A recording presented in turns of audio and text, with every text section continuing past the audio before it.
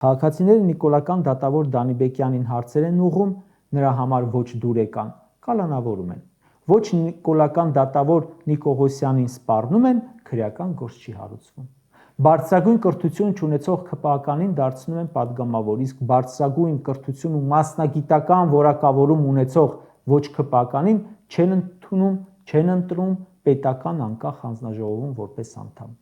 ԿՊԱ-մերձ դատավորը դատական ակտը չի տրամադրում, ոչինչ չեն անում։ ԿՊ ոչ սիրելի դատավորը չի հրապարակում, չի տրամադրում, ազատում են աշխատանքից, գործից հանում են։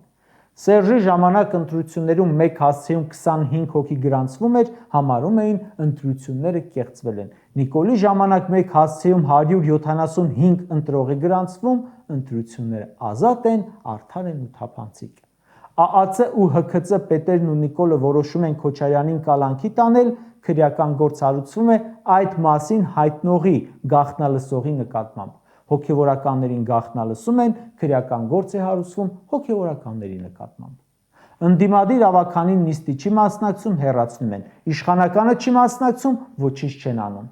Սևանի ափին առանձնատուն սարքելու համար ընդդիմադիրի նկատմամբ քրգործ են հարուցում, ԿՊԱ-ական դեպուտատի դեմ ոչ, Երևանի քաղաքապետի հոր դեմ ոչ։ Դե երևի կասի այդ համբալներն ով են, որ իմ դեմ գործ հարուցեն։